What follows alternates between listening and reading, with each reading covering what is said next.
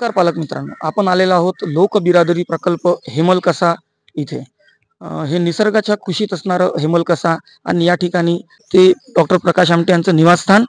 आणि इथे जर आपण बघितलं संपूर्ण घनदाट अरण्यामध्ये सुंदर अशा वृक्षांच्या छायेमध्ये हा प्रकल्प आहे.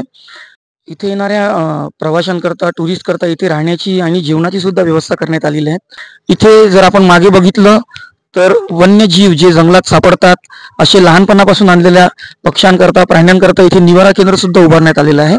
तिथे आपल्याला शूटिंग करण्यास मनाई असल्यामुळे आपण तिथे जाऊ शकत नाही, पण दुरून तुम्हाला कॅमेरामन दाखवण्याचा प्रयत्न करेल. कृपया प्रकल्पाचं थोडं दुरून दाखवावं. पण इथे जर तुम्ही बघितलं तर बऱ्याच प्रमाणामध्ये प्राणी आणि पक्ष्यांचं संगोपन इथे करण्यात आलेलं आहे. आणि या निसर्गाच्या सानिध्यात हा प्रकल्प अतिशय दुर्गम भागामध्ये आणि प्रेमाने कसा फुलवता येतो याचं एक सुंदर उदाहरण आपल्याला या लोकबिरादरी प्रकल्पामध्ये बघायला मिळतं. इथे त्यांच्याकरता जेवणाची व्यवस्था आहे. अतिशय कमी शुल्कामध्ये इथे जेवण उपलब्ध असतं. आणि हा ऑडिटोरियम आहे जिथे या प्रकल्पासंदर्भात ज्या काही क्लिप्स असतात, ते काही व्हिडिओज आहेत, ते इथे दाखवण्याकरता प्रेक्षकांकरता सुविधा करण्यात आलेली आहे. अशा अनेक सुविधा इथे उपलब्ध आहेत. स्थानिक लोकच इथे काम करतात. आणि इथे त्यांच्याकरता शिक्षणाची सुद्धा इथे व्यवस्था करण्यात आलेली आहे.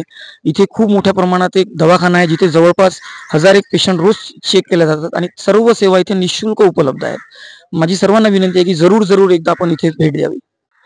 इथे काही बाहेर गावून आलेले प्रवासी सुद्धा आपल्या सोबत आहेत. आपण त्यांचा सुद्धा पण इथे जाणून घेऊया. आपण कुठून आलात सर? आम्ही ऍक्च्युली कल्याणवरून आलो. कल्याण तालुका कल्याण, जिल्हा ठाणे. तर तुम्ही बघू शकतात की हे मुंबई कल्याण इथून आलेले आहेत आणि तिथपर्यंत सुद्धा या हेमलकसा भागाची ख्याती पोहोचलेली आहे. काय ऐकून आपण इथे आलात?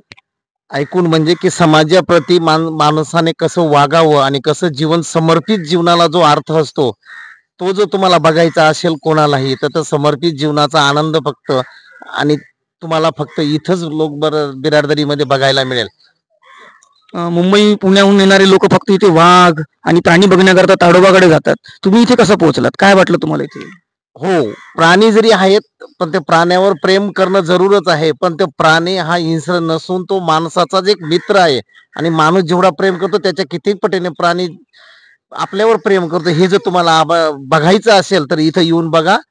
इथं आमटे परिवार किंवा बाकीच्या सगळ्यांनी पाहिल्यानंतर प्राण्यांबद्दलची किती सहानुभूती आणि प्राणी किती प्रेमळ असतात हे बघण्याची इथं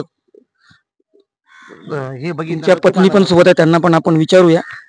एक पालक म्हणून तुम्हाला काय वाटतं की मुलांनी या प्रकल्पावरती आल्यानंतर त्यांना काय शिकायला मिळेल? निश्चितच शिकायला मिळेल. आमटे परिवाराच्या कार्याला आमच्या सगळ्यांचा सलाम आहे. याच्या पुढे काही शब्द बोलू शकत नाही.